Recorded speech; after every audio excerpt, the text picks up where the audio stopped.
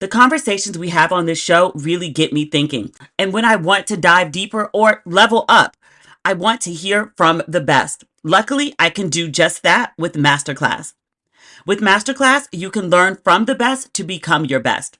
Masterclass is the only streaming platform where you can learn and grow with over 200 of the world's best. For just $10 a month, an annual membership with Masterclass gets you unlimited access to every instructor. And you can access Masterclass on your phone, computer, smart TV, or even audio mode. Use improv to overcome your fears with Amy Poehler, or turn your passion into achievements with cultural icon Martha Stewart.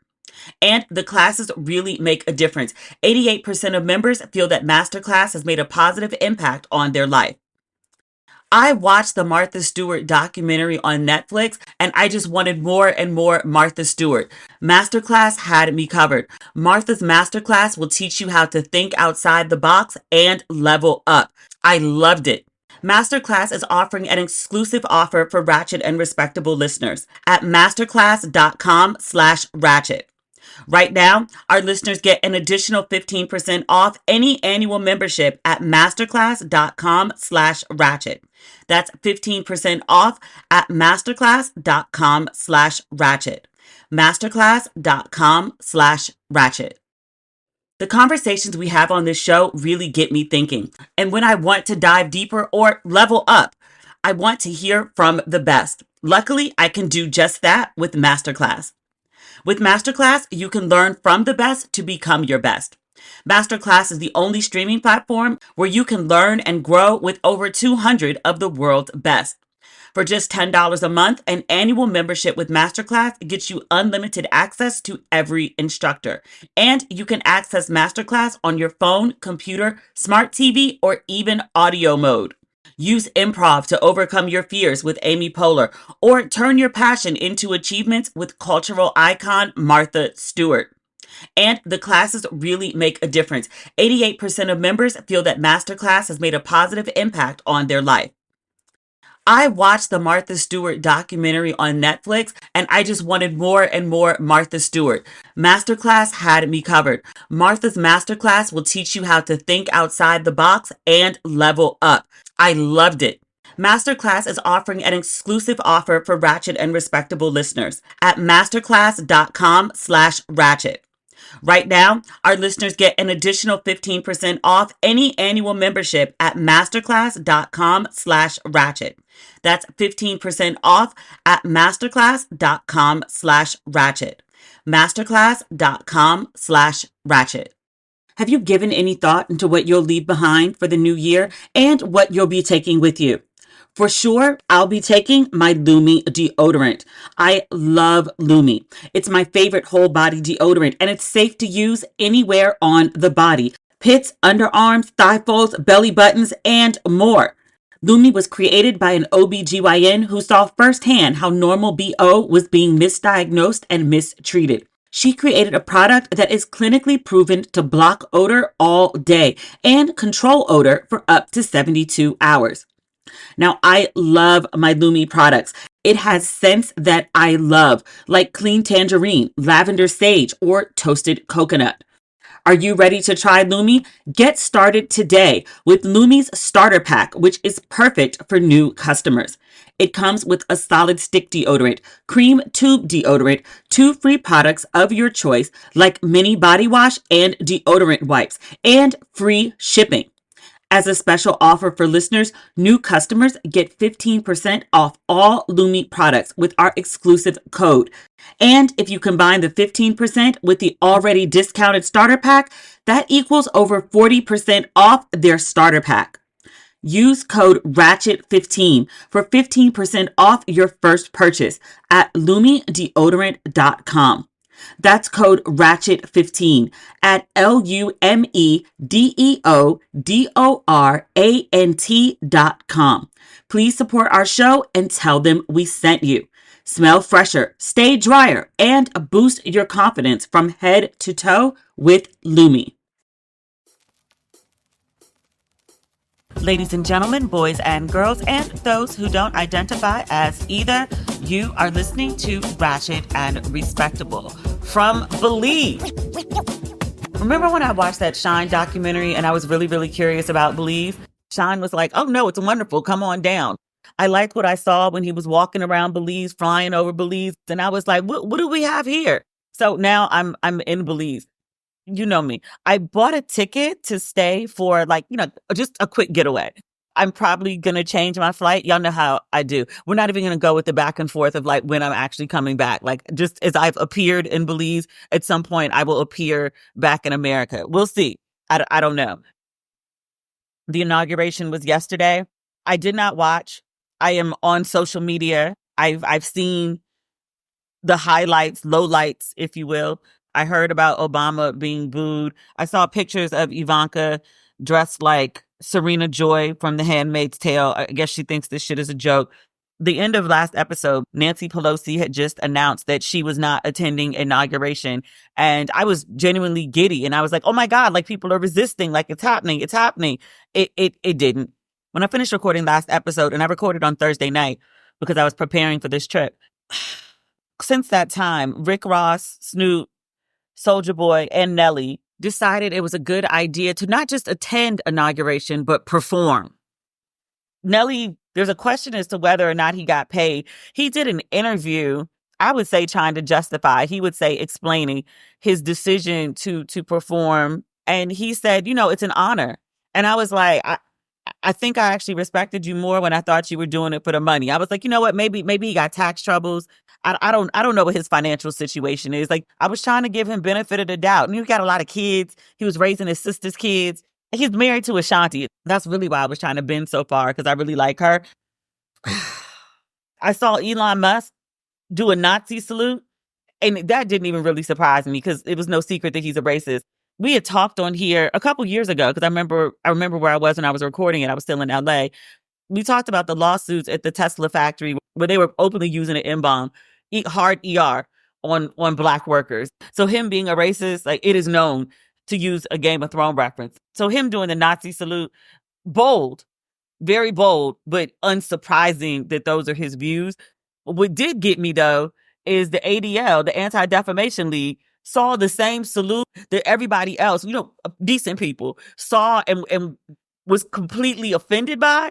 The ADL, for clarity, they are the organization that's on the front lines defending anything that seems anti-Semitic. They go after people's throats. They're usually goons about it, and I'm not mad at them for it because people are very scared, well, until now, to say anything that was remotely anti-Semitic. They were like, we saw it. We just think it was a gesture out of excitement. Like, we don't really think it was, what people are making it out to be. So, bring it down to a 10. We're not turning up for this. What? Yeah. Trump has pardoned a bunch of people. I think the number I saw was 1,500, all the January 6 people, including the very brown leader of the Proud Boys. I mean, he's Cuban. But I was like, but you're like a brown Cuban. Like, you can't even pass as white. But he is the head of and face of a white nationalist organization. America, this is the last thing I'm going to mention about inauguration today. And by no means is it completing the long list of WTF. A lot has happened in it hasn't even been 24 hours at this point. This morning, I was on Joy Reid's page. She included an update on whitehouse.gov. There was a version of the site specifically for Spanish speakers. The White House has disabled that site. When you go to it, it's the 404 page not found, a picture of the White House. But this is where it gets crazy. Usually there's a button if the page is not found. There's a button that will redirect you back to the homepage. That button says, quote, go home. And then when you click on it, there's a picture of Trump pointing to an exit. This is where we are. People were very upset with me saying that Obama specifically, but also past presidents and their spouses should not have attended inauguration. And they were like, they have respect for the office of the president and its tradition. I'm like, what is respectable about this? So, what are we doing, people? What are we doing? What are we doing? Nothing. Seemingly nothing. I did see Al Sharpton had called for a boycott. He said the companies that don't support DEI, then Black people should not support those companies, which agreed. I got to see this list though. So I'm like, how feasible is some of this? That's not everything for inauguration. We could do a whole episode on that. I don't want to. there is going to be a lot of raging and hysteria and disappointment and WTF to come down the pipeline. And if I let it, it would completely overwhelm this podcast. There are other things that I want to do. I don't want to be consumed in my anger and disappointment. But also, even in the midst of all this crazy, we still got to survive it. Even more so, we have to thrive in it.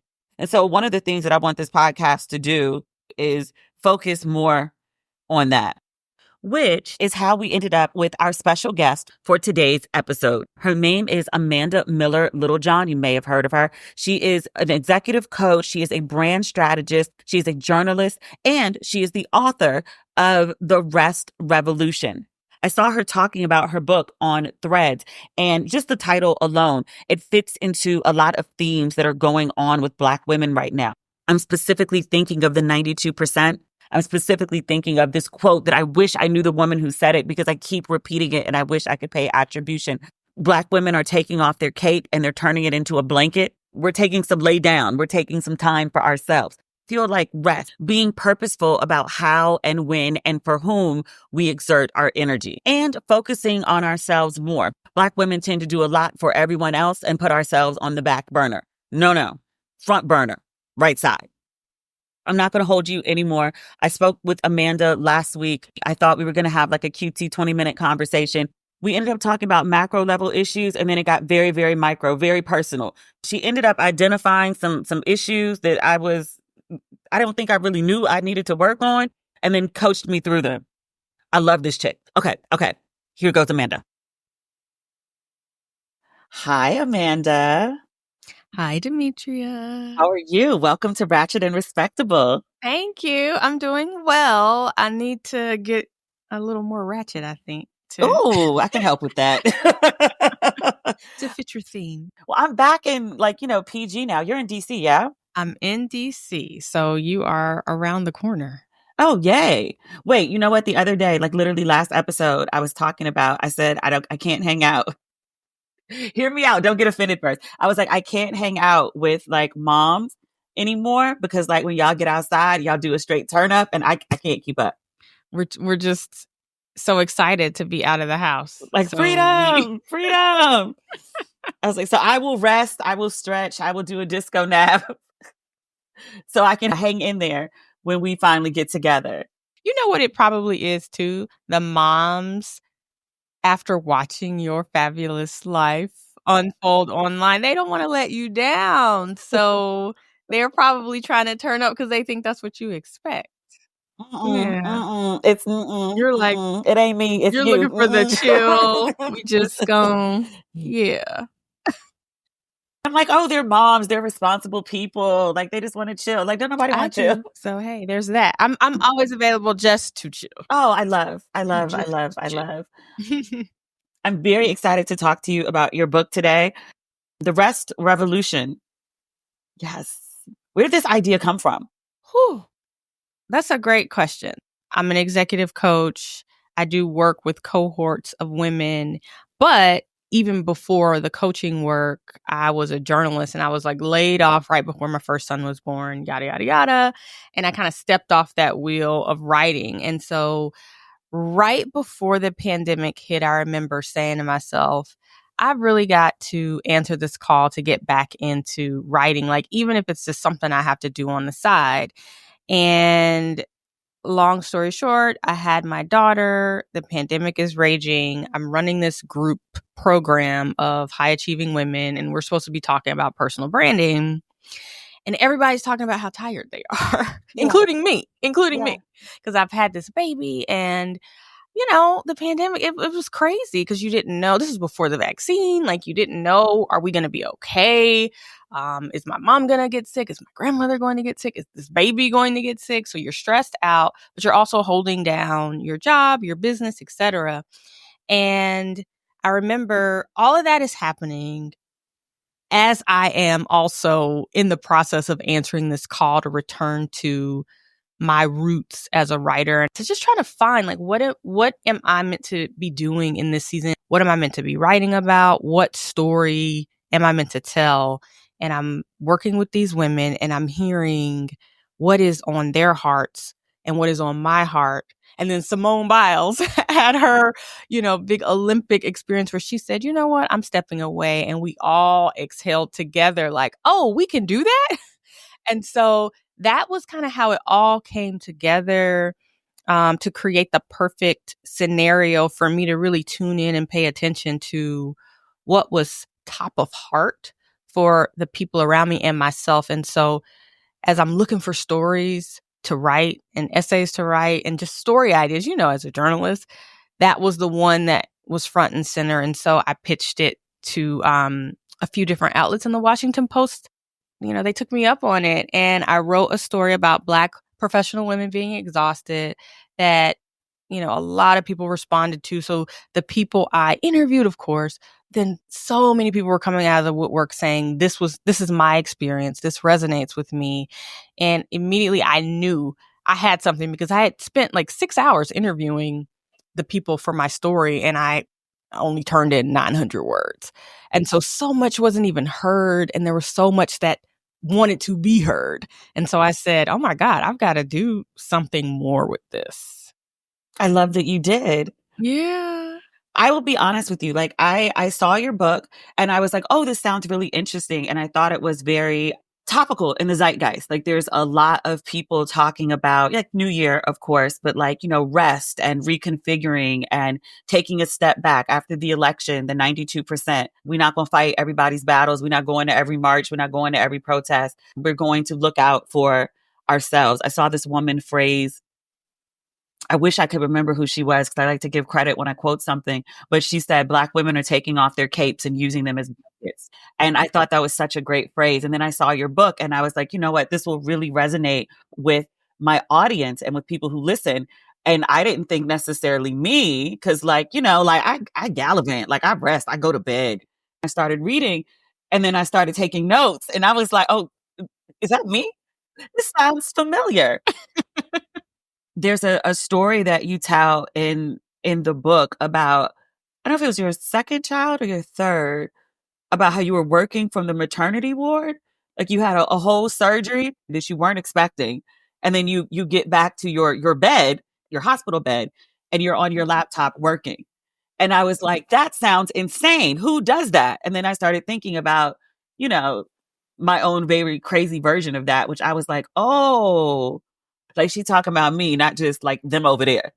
Mm-hmm. Yeah. Mm-hmm. Yeah. And that story, I think, has resonated with a lot of people. And it's funny, I didn't plan to take any time off, but obviously, as you read in the book, my body forced me to finally sit down. But I think what was really underneath even that, like, I'm not even going to stop while I'm in the hospital, was this fear of appearing weak, which when you say that, it's like, but you are, you are weak after surgery. You do need to, but like, yeah. And I didn't want people to think, even though you've gone through this, traumatic physical experience, you cannot produce. Yeah. That was literally my thinking. Yeah. Like I still need to show almost like I'm superhuman and I can still get it done. And you go into great detail in the book, which I really appreciate. You speak to like a lot of experts, but breaking down the why we do that. And it goes really, really deep. Like everything from the messaging about like you have to be twice as good to get half as much, or, Beyonce's current line, time and a half for half the pay, or your work being so closely tied to your identity or your value, or your work being an escape. Like it goes really deep into like why we do those things and do them sometimes without thinking. Oh, absolutely. Oftentimes without thinking. One of the experts that I talk to, because I follow his work, I just love how he can put big things that are happening in society into context of like, well, how did we get here? Is a thinker and author named Dr. Todd Rose, who I interviewed for the book. One of the things that he talks about is like social norms being just this thing. They take time to develop, but once they develop, it's like they're in the water, And so when you talk about all of these things that we don't even think about but it's the programming that's running behind everything in us. It's even beyond muscle memory. And I talk about that a lot in the book, but it's what your grandmother told your mother, who told you, and, your teachers, great grandparents taught them. And it's just all the expectations from the people around you, from how you're reared, from what you're taught to, you go to the grocery store. What is the person who's ringing you up expecting you to do? It's just in the norms of our society. And so you don't even realize that you have a choice to change or to stop and say, does this make sense for me? Mm-hmm. Should I be, sitting in the hospital? Like, it seemed completely normal to me. I think my husband was in the hospital and I said, hand me my MacBook. And he did. Like, it wasn't a why, or maybe you should rest. Maybe you should sit down. It's just, no, Amanda's always working. So yeah, sure. Here's your laptop. There's a lot that I'm leaving behind in the new year, but one thing I will never leave behind is my Lumi deodorant. I'm definitely bringing that with me into 2025. I love that Lumi is a whole body deodorant that's safe to use anywhere on your body. Pits, underboobs, thigh folds, belly buttons, and more. It was created by an OBGYN who saw firsthand how normal BO was being misdiagnosed and mistreated. I still suggest a shower at least once every 24 hours, but I must inform you that Lumi is clinically proven to block odor all day and control odor for up to 72 hours, should you so need it. All Lumi products are baking soda free and paraben free, and they are pH balanced for safe use below the waist. Lumi comes in amazing scents. There's clean tangerine, lavender sage, my personal favorite, and also toasted coconut. Lumi Starter Pack is perfect for new customers. It comes with a solid stick deodorant, cream tube deodorant, 2 free products of your choice like mini body wash and deodorant wipes, and free shipping. As a special offer for listeners, new customers get 15% off all Lumi products with our exclusive code. And if you combine the 15% off with the already discounted starter pack, that equals over 40% off their starter pack. Use code RATCHET15 for 15% off your first purchase at LumiDeodorant.com. That's code RATCHET15 at LumiDeodorant.com. Please support our show and tell them we sent you. Smell fresher, stay drier, and boost your confidence from head to toe with Lumi. Going online without ExpressVPN is like driving without car insurance. You might be a great driver, but with all the crazy people on the road these days, why would you take that risk? Every time you connect to an unencrypted network in cafes, hotels, airports, your online data is not secure. Any hacker on the same network can gain access and steal your passwords, bank logins, credit card details, and more. It doesn't take much technical knowledge to hack someone. Just some cheap hardware and a smart 12-year-old could do it. Hackers can make up to $1,000 per person selling personal info on the dark web. ExpressVPN is super secure. It would take a hacker with a supercomputer over 1 billion years to get past ExpressVPN's encryption. And what I love about ExpressVPN is it works on all devices. I have it on my phone, my laptop, my tablets, and more. ExpressVPN makes sure I stay secure on the go. Secure your online data today by visiting expressvpn.com/ratchet. That's expressvpn.com/ratchet. And you can get an extra 4 months free. expressvpn.com/ratchet.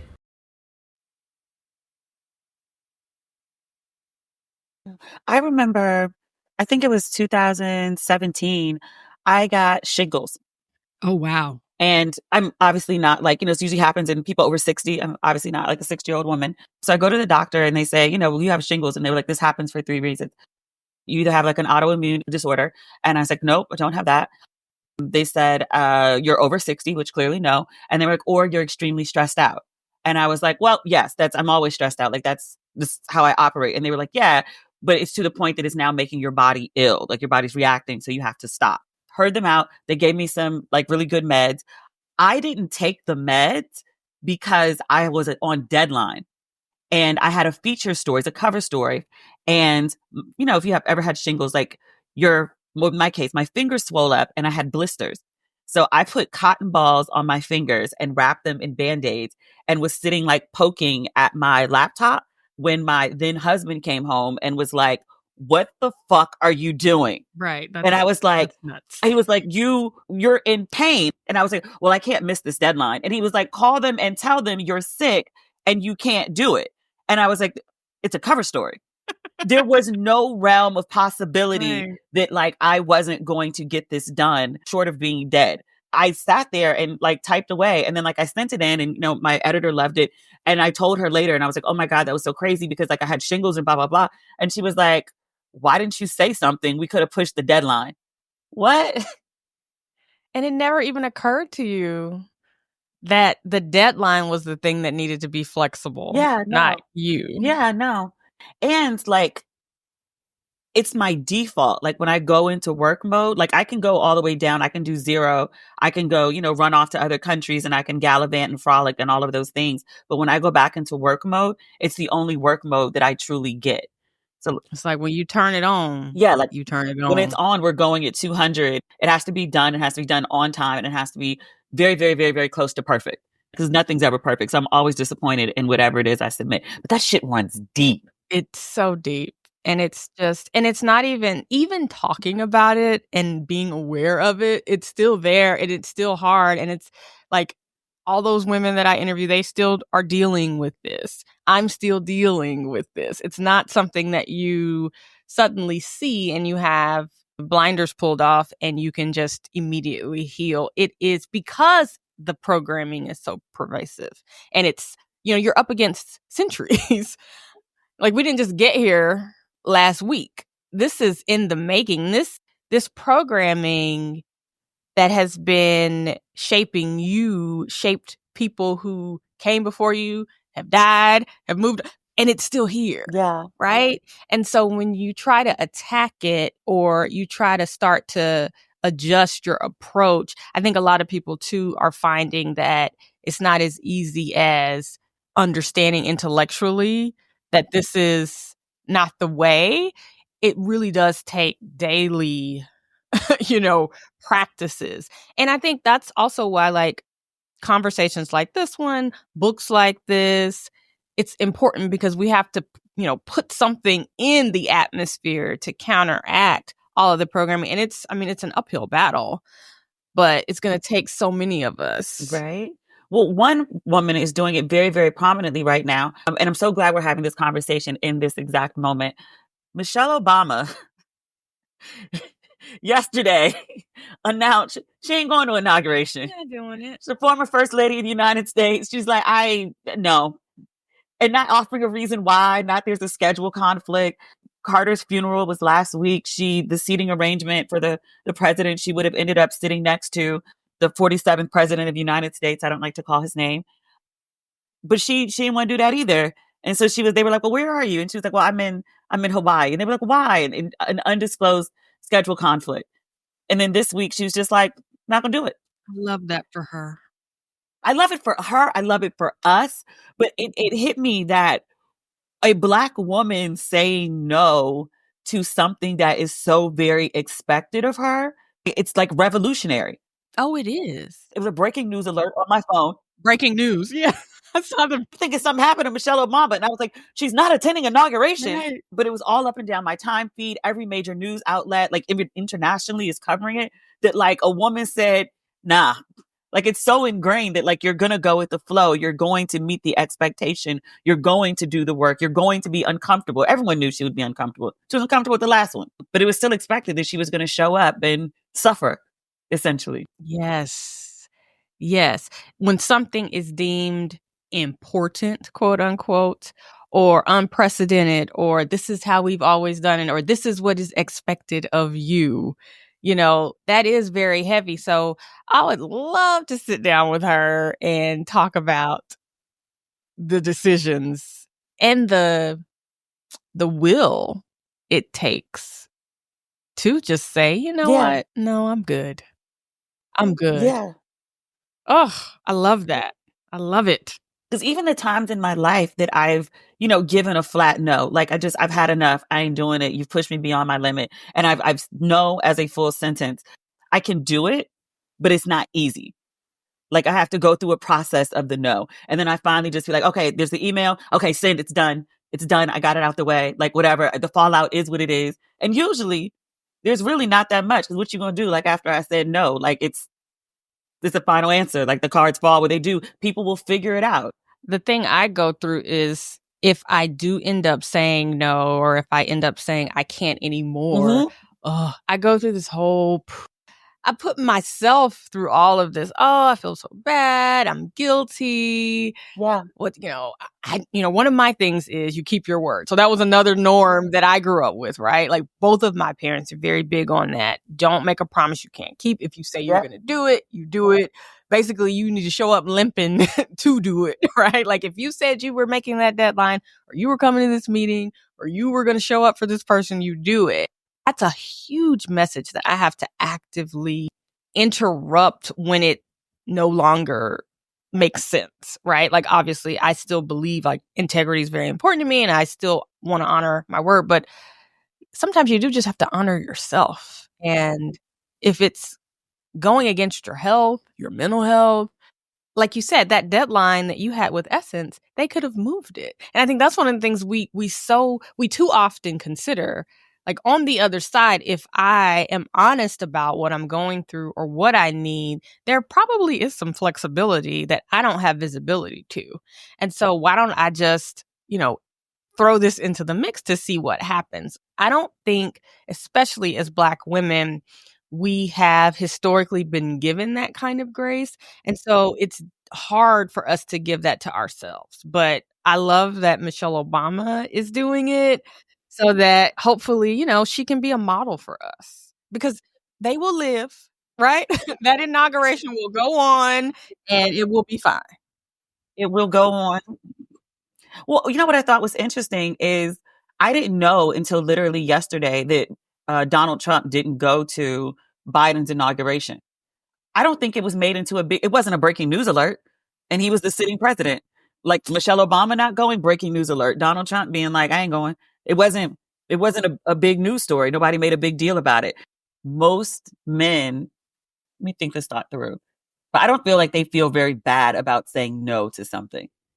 When I think about the times that men have said, oh, I can't do this or no, it doesn't really seem to be a whole lot of energy behind the no. Like, it's just like, oh, yeah, I can't do that. I'm going to have to reschedule that. Or I no longer am able to do that. Whereas with women, there's a lot of guilt. There's a lot of consternation. There's a lot of, pushing through to really try to make it work.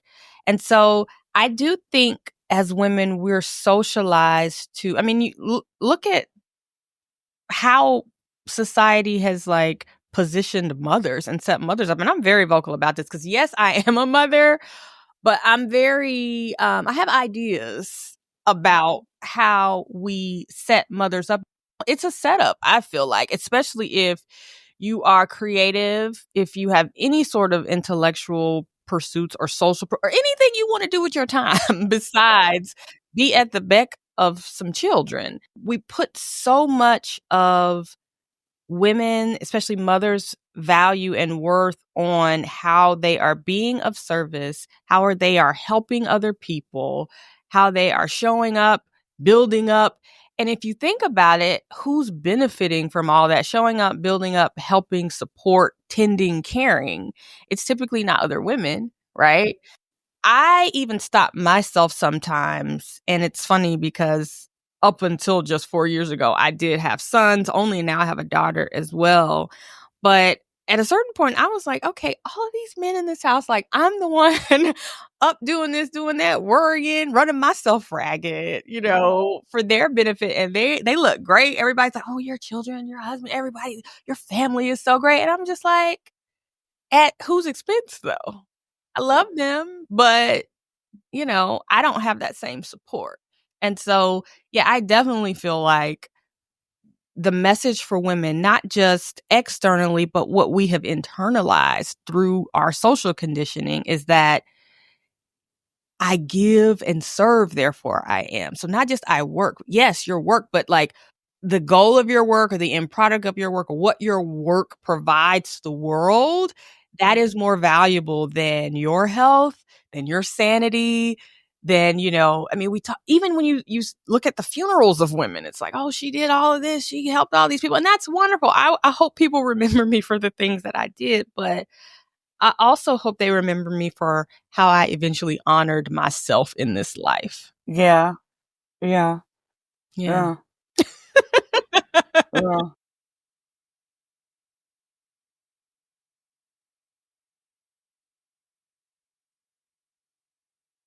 I think we're in a really good moment with Black women right now. This 92% starts, post-election as a hashtag, but I really feel like people are really embracing it. There have been a couple big news stories.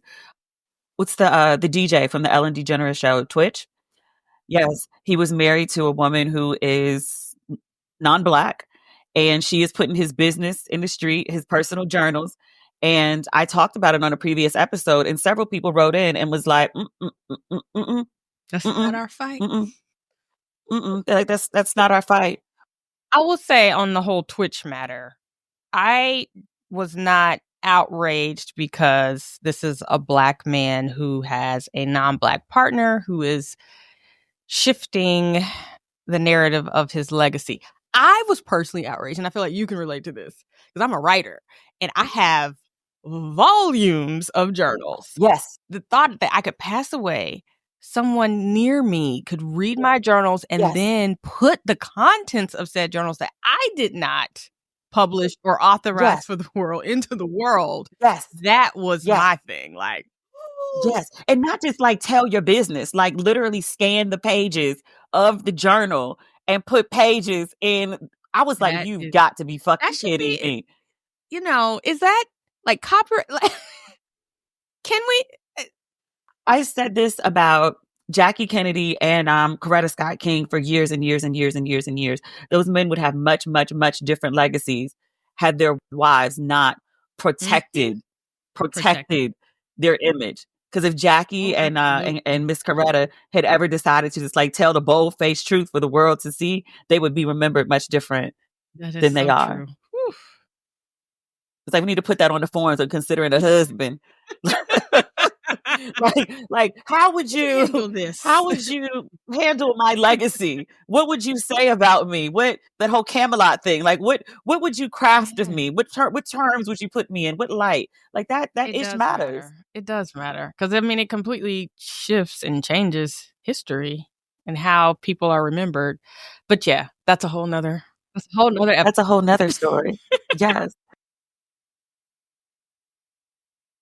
If you haven't noticed, it's winter.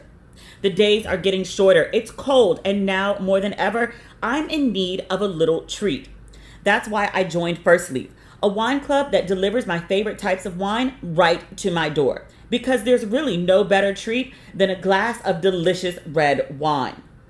First Leaf gets to know your specific preferences, whether you like red, like me, white, sweet, or dry. So, in every shipment, you get to unbox a new selection of bottles you're guaranteed to love, which is half of the fun. To get started, all you have to do is answer a few quick questions about what you like to drink. One of my favorite parts about my First Leaf subscription is how easy it is to control my delivery schedule. I get to choose when my wine ships, so I always have bottles on hand for hosting friends and holiday gatherings. I've received so many great bottles of wine from First Leaf, and so have my friends over the holiday season. One of the things that I love about First Leaf, if I get a bottle I don't absolutely love, it's not a problem because First Leaf has 100% satisfaction guarantee. So go ahead and treat yourself with wines from First Leaf. Go to tryfirstleaf.com/ratchet to sign up. And you'll get your first 6 hand-picked bottles for just $44.95. That's tryfirstleaf.com/ratchet. Tryfirstleaf.com/ratchet. Meal kits often market themselves as the easy meal prep solution, but often disappoint with complicated, overlong recipes that aren't worth the effort. Fortunately, Home Chef knows that struggle and delivers fresh, delicious meal kits that respect your time. Home Chef delivers fresh ingredients and chef-designed recipes conveniently to your doorstep to simplify your cooking experience. Users of leading meal kits have rated Home Chef #1 in quality, convenience, value, taste, and recipe ease. Whether you prefer classic meal kits with pre-portioned ingredients, quick 30-minute recipes, oven-ready options, microwave meals, or a dedicated family menu, Home Chef has everything you and your family need for hassle-free, delicious dinners. What I love about Home Chef, they have over 30 options a week and serve a variety of dietary needs. So there's something for everyone in your family. Home Chef customers save an average of $86 per month on groceries. For a limited time, Home Chef is offering my listeners 18 free meals, plus free dessert for life, and of course, free shipping on your first box. Go to homechef.com/ratchet. That's homechef.com/ratchet for 18 free meals and free dessert for life. Homechef.com/ratchet. Must be an active subscriber to receive free dessert.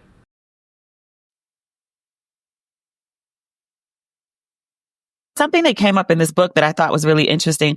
Black women, or women in general, and imposter syndrome comes up very, very often. I've dealt with it. I have it from time to time. And one of the things that I love that you spoke about here is that doesn't just happen out of the blue. Like, there are systemic issues to why you have imposter syndrome. Can you speak a little bit more about the reasons we feel like imposters? Yeah, and that's one of the things that comes up a lot with coaching clients in the coaching work. I see it so often. It may not even be explicitly, the feedback that this isn't good enough, even though you put your heart and soul, and it is great work. Sometimes it is you are going above and beyond and creating something unprecedented, and it's good. And then the response is like, okay, yeah, that was fine. And so I consider it to be a form of gaslighting.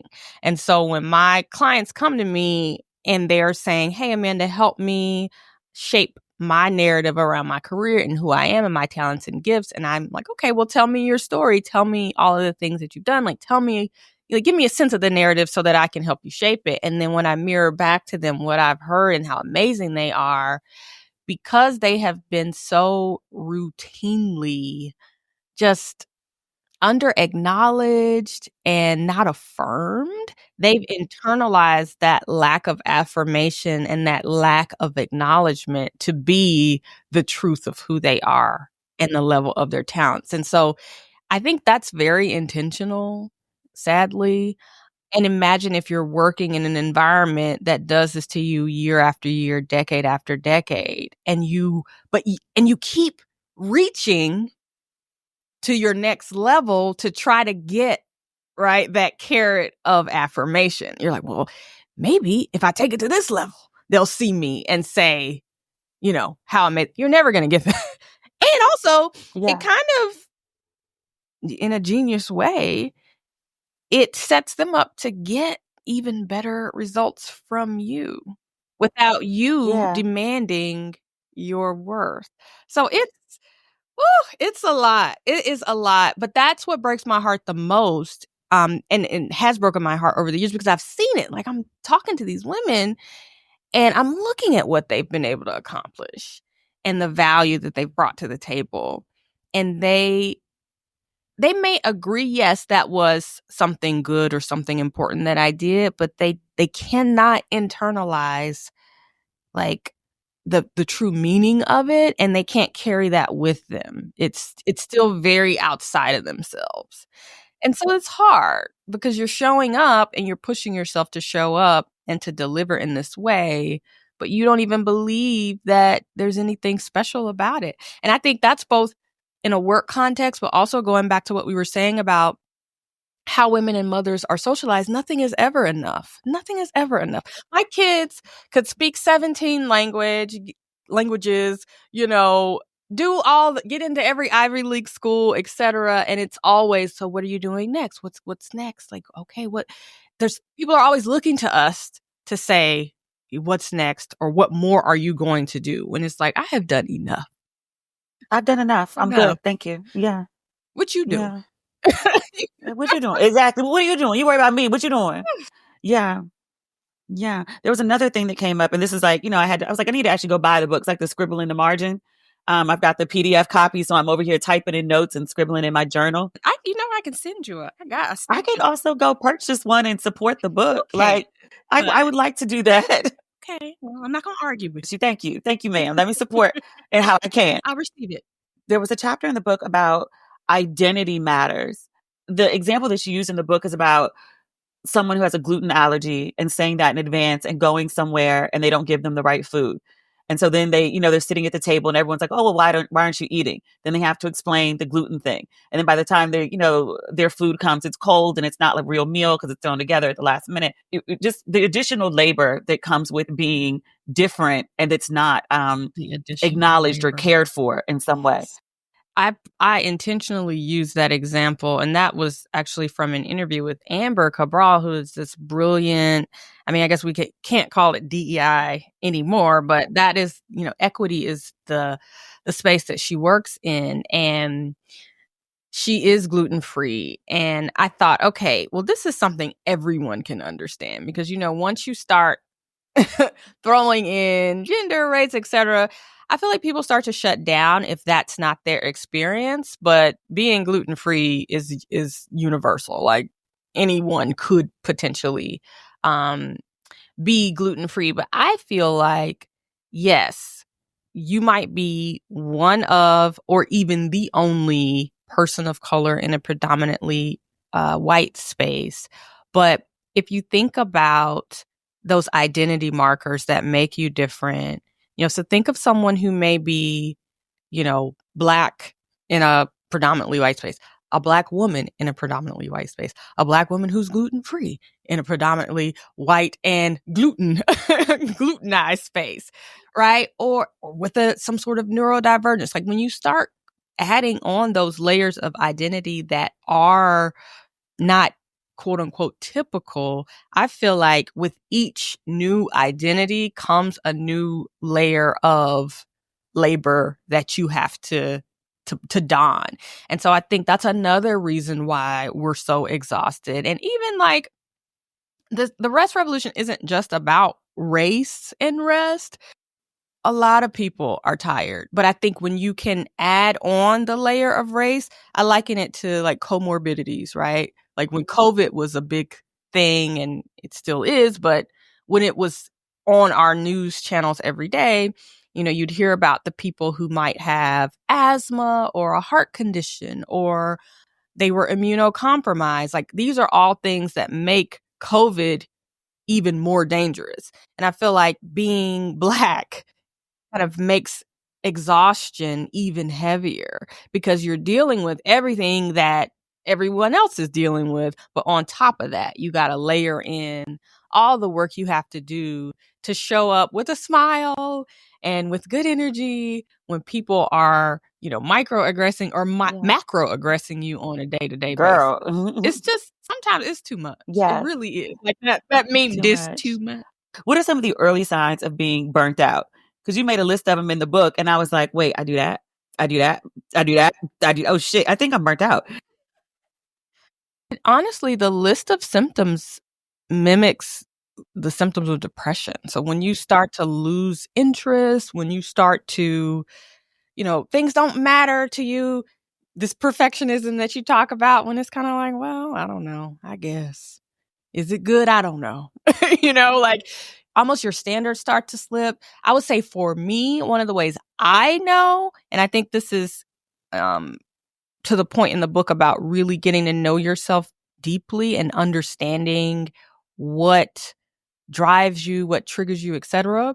For me, when I am not feeling creative, that's a sign, because like creativity is that is like the hallmark of who I am. I'm just always creating, whether it's an idea, an article, an essay, a podcast, an event activation. Oh, we should come up with a song with the kids. Like I'm just always, a fountain of creativity and ideas. And when I find that is fading or I can't access it, that's a sign to me that something is going on. So I think there's the typical hallmarks of a lack of motivation, a lack of interest, a feeling of disconnection from your work or whatever it is that you do that you feel is your thing. Like feeling that distance between you and it. I think those are the hallmarks of it that you could read about in a textbook. But me as a coach, I would also say when the things that make you you are no longer accessible to you, that's a sign. Are the wheels turning? Is there something? Because we talked earlier about like how it's like so ingrained, right? Like this, you got to go, right? I hear you saying these things, right? I like to think I am a smart woman. I am a logical person. And we can have this whole conversation and still in my head, as you're speaking, I'm like, okay, so like, I'm gonna just hit this deadline. And then after I do that, then I can take a break and I can, lay it down. We're in the same boat because, as this book continues to make its rounds, when Oprah calls and I'm here and there, I'm going to be like, well, I got to make it. I got to sit with Oprah. Exactly. I can't, But tell me this. Tell me if it resonated with you, the part in the book, because very much, I think when our opportunities are so precarious and oftentimes limited due to our identity, and you feel as though I have been put in this position, I do have this opportunity, I have this deadline to hit, and that is a point of privilege to even have, so I have to push through to make it happen. Or if I somehow fade from the spotlight or take my foot off the gas, the opportunities will stop coming. People may forget about me. From the women I've coached, there's a lot of, and this is real too, because ageism is real, all these things. It's wrapped up in so many different things. The timing of, when you're hot, you strike when the iron is hot, right? Like when you're hot and people want you and they value your talents and you're in a season of like people coming to you, you don't want to squander that.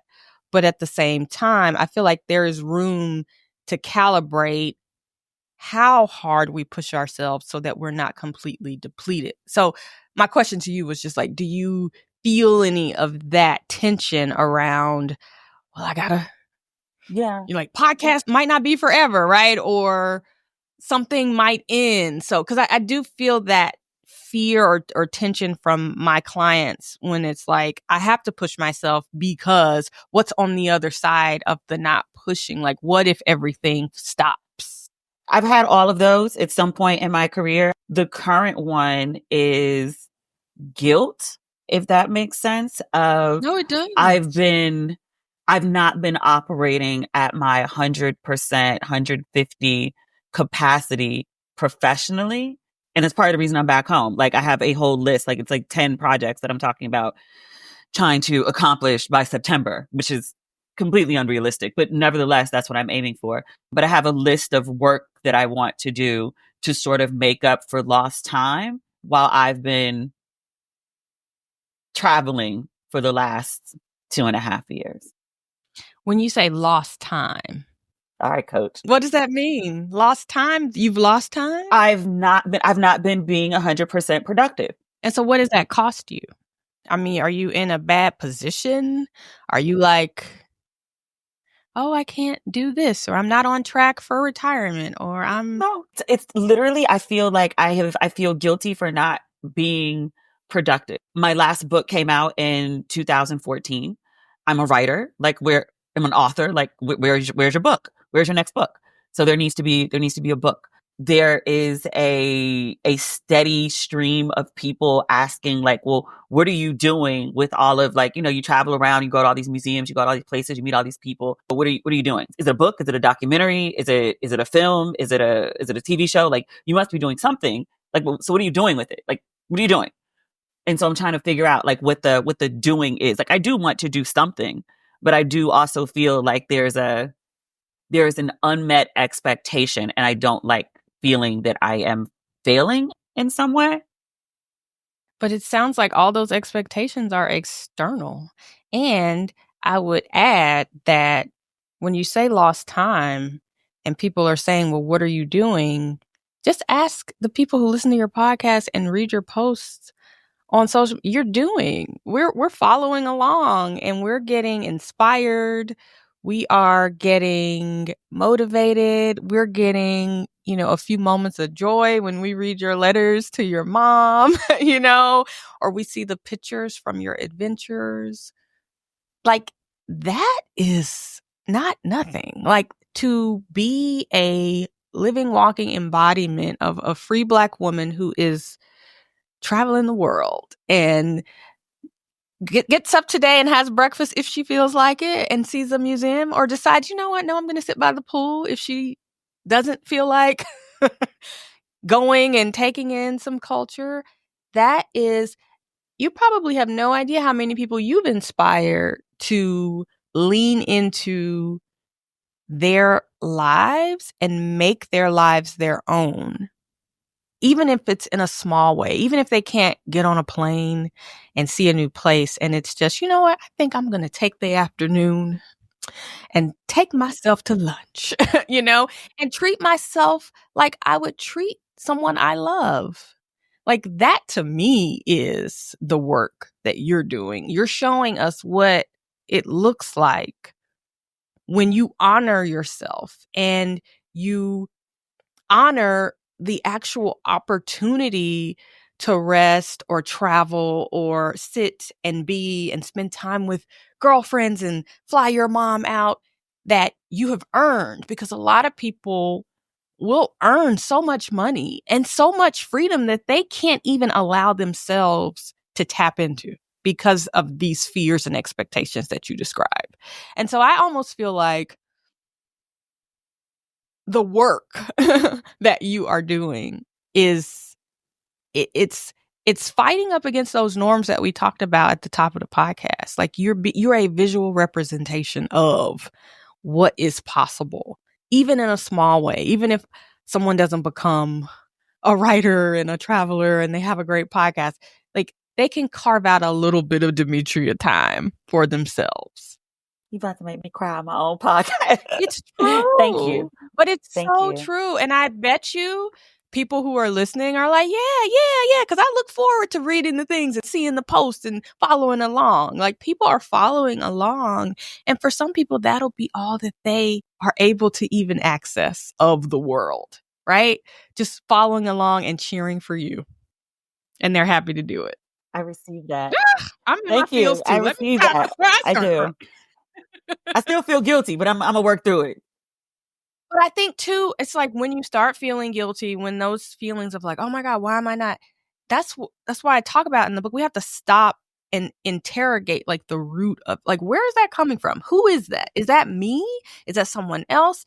And if that is someone else who isn't doing the work that I'm doing, like, am I going to give more weight to their expectations than I am to my own, right? Like, my own desire to live a great life. Listen, I totally get being a writer and having goals and having things that you want to do. But I do say, like, I want to take that term of making up for lost time and just erase it, because this has not been lost time. Like, this has been amazing. It has been amazing. And whatever you choose to do, I just hope that, like, you do it on your terms and at a pace that continues to honor you in the way that all of this travel and just seeing the world, seeing some world, I hope you honor yourself in the same way. Again, it's programming, it's muscle memory. So when you feel it, just stop, take a breath. Where is this coming from? Is this true for me? Do I believe this? Do I have to do it this way? And it may even just be like something as simple as you saying, does the deadline have to be September? Or could it be March? So just, giving yourself a little slack, a little grace. It's going to take practice. I'm going to tell you that. Like, it's not going to come easily. The default, and that's the thing, and I'll say this for your listeners too, whatever your default is, which is this like pace of let me push myself. Let me push to 150 to 200%. That's always going to become the pace unless you are very intentional about interrupting it. So if you know that about yourself, you have to say, okay, Demetria, I know the default pace is 200, but why don't we just try 75? Let's see what that would look like. Yeah. I'll try. Don't miss out on the last few weeks of football action with PrizePicks, the best place to win cash while watching the playoffs. The app is simple. Pick more or less on at least 2 players for a shot to win up to 1,000 times your cash. Download the PrizePicks Daily Fantasy Sports app today and use code FIELD and get $50 instantly when you play $5. That's code FIELD on PrizePicks to get $50 instantly when you play $5. You don't even need to win to receive the $50 bonus. It's guaranteed. PrizePicks, run your game. Must be present in certain states. Visit prizepicks.com for restrictions and details. The funny thing about this whole conversation is like, I'm also a life coach. I'm terrible at my own ish. We all are. I'm like, I don't understand. Like, I know what the issue is. Why can't I just fix it? Talking to you and you saying it in terms that make sense to me, I'm like, oh, the obvious. It should be so obvious. And it's not when I'm dealing with me. But when you're in your own experience, it's like impossible. Like I talk to people every day and they're pointing my stuff out and I'm like, really? I think that also goes back to that conversation about imposter syndrome. It's just hard to see yourself clearly. It really is. It's hard to see yourself, both good and bad. It's hard to see the good stuff and the opportunity you have that's right in front of you, the narrative that you could leverage for something else.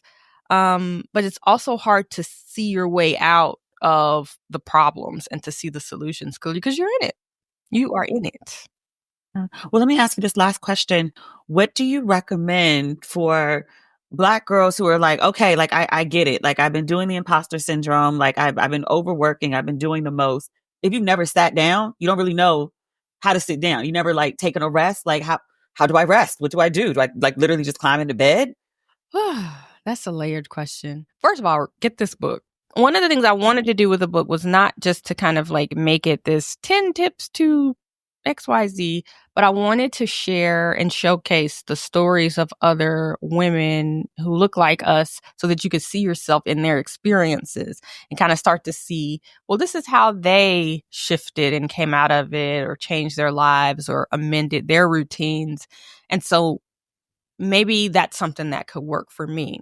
But I think that if you are serious about shifting your relationship to like work and rest, you have to find and commit to a daily practice, something that maybe is small, where you can start to tune back into yourself and even begin to hear your own voice, your own intuition, and allow that to start to override the programming, right? So this idea of I'm not meeting expectations. So if you're journaling every day or you're meditating every day or you're doing breath work every day, you'll start to hear. I mean, you may call it God's voice, your higher consciousness. Like I always say, like when I'm journaling, that is when I am able to tap into almost like God's instruction for me. Like I'll just be writing. And it's not like I'm thinking and writing. I'm just writing. And it's like when I read it back, I'm like, oh, that's a word. Okay. Like that's what I need to do. And so, but everybody's not going to do that. Everybody's not going to journal. Everybody's not going to do yoga or meditate or go running or whatever. But whatever way you can connect with yourself or that you found, or maybe that you've been curious about exploring. Okay, I can try sitting in silence. I can try a sound bath. I can try a yoga sequence. Find something and start small and build on it gradually. That's the first step, a stillness practice that you can integrate daily, because it's like when you add up moments of stillness, it's like putting money in the bank. You don't realize it, but you're giving your nervous system room. Say I sit and journal for 30 minutes every day, or another thing, I love walking in the forest. So like right now there's snow on the ground, so I can't go walk a trail. But if I can get in, a 30-minute trail through the woods, and I do that day after day after day after day, I start to notice that I'm less irritable. I have more space and more room to think. I can hear my own answers to my own stuff easier, right? Like it's easier for me to access my own innate wisdom. And so whoever is listening, it may be something you're already doing. So I challenge you to get intentional about doing it. So don't just be like, oh yeah, I go to yoga every now and then, or oh, I'll journal every now and then. Make it a non-negotiable part of your routine. I write about a few women in the book who have morning routines and morning practices. So you might even craft it in a way that one of them did. But even just start small and say, okay, tomorrow from 6 to 6:15, I'm going to sit in silence. I'm going to breathe. I'm going to pay attention to my breath and just see what happens. And maybe that gives you a bit of space. And then the following week, you increase it to 20 minutes. The goal is to just find something that you can be consistent with and then increase, the amount of time you're spending and the intensity that you're spending with it, but try to stick with it. So maybe give yourself like a 30-day challenge or something, since it's kind of the new year. But that's where I would start, because I think if you cannot get in touch with yourself, nothing really matters. Like you know what I mean? Like you've got to figure out a way to check back into you. So that's the very, very first step, to even be able to start to calm that voice that's telling you to overwork. Like, get up and work. What are you doing? Why are you sitting still? Like, you've got to get your nervous system under control before you can even have a chance to combat that voice.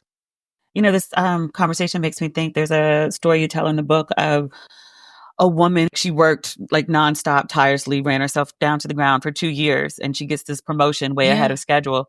And she was like, I couldn't even celebrate it. One, she wasn't in touch with any parts of herself. Like, she was just a machine. And so she gets it, but it's like, okay, I got it. But like, is what it took to get it worth it? But I literally hurt myself to do it. That doesn't feel good. Like, I got the title, I got the promotion. Everybody's like, but she's like, thank you to get this. Yeah. It's a really good book.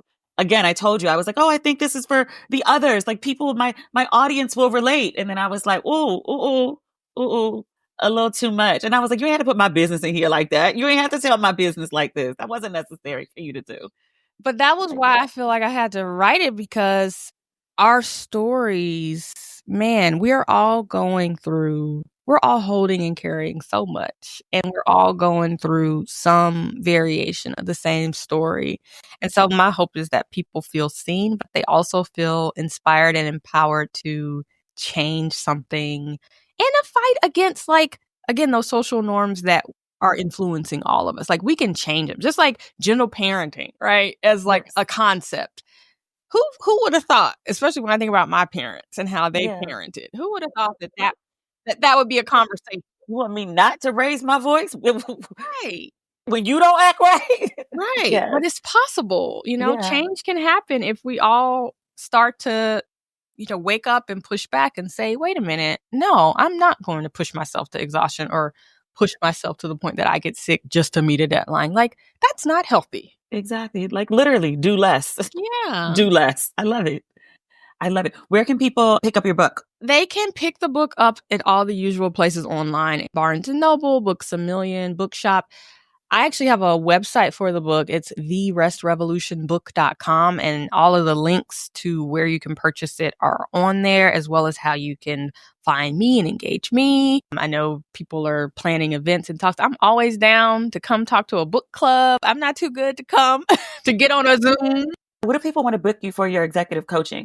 So they can go through my website, which is amandamillerlittlejohn.com, or find me on LinkedIn. That's the social media place that I am most active, Amanda Miller Littlejohn. But I am here, and I am excited to engage with whomever shows up. Excellent. Yay. I'm excited. I love the book. I highly recommend it. Thank you so much for taking the time to read, because again, like, you know how it is. You write a book and you're just like itching to talk about it to people because you spent all this time with it. And now you're like, okay, y'all, what did y'all think?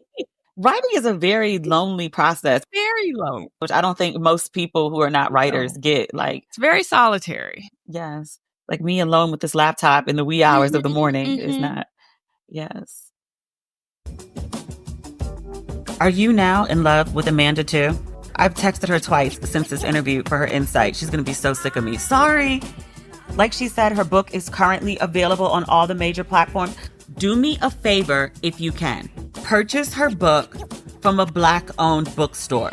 Can you do that for me? Can you do that for us? Keep our bookstores in business. There's a particular platform that many of us get a lot of our products from, self-included, and I'm doing my best to cut back. I have a sneaking suspicion that one of my favorite delivery services is going to end up on Al Sharpton's boycott list. That's this week's episode. There's always more, but that's what we've got for this week. Thank you very much to Amanda Miller Littlejohn, The Rest Revolution. Please pick up her book, and we'll talk again on Friday. Okay, bye. The conversations we have on this show really get me thinking. And when I want to dive deeper or level up, I want to hear from the best. Luckily, I can do just that with Masterclass. With Masterclass, you can learn from the best to become your best. Masterclass is the only streaming platform where you can learn and grow with over 200 of the world's best. For just $10 a month, an annual membership with Masterclass gets you unlimited access to every instructor. And you can access Masterclass on your phone, computer, smart TV, or even audio mode. Use improv to overcome your fears with Amy Poehler, or turn your passion into achievements with cultural icon Martha Stewart. And the classes really make a difference. 88% of members feel that Masterclass has made a positive impact on their life. I watched the Martha Stewart documentary on Netflix, and I just wanted more and more Martha Stewart. Masterclass had me covered. Martha's Masterclass will teach you how to think outside the box and level up. I loved it. Masterclass is offering an exclusive offer for Ratchet and Respectable listeners at masterclass.com/ratchet. Right now, our listeners get an additional 15% off any annual membership at masterclass.com/ratchet. That's 15% off at masterclass.com/ratchet. Masterclass.com/ratchet.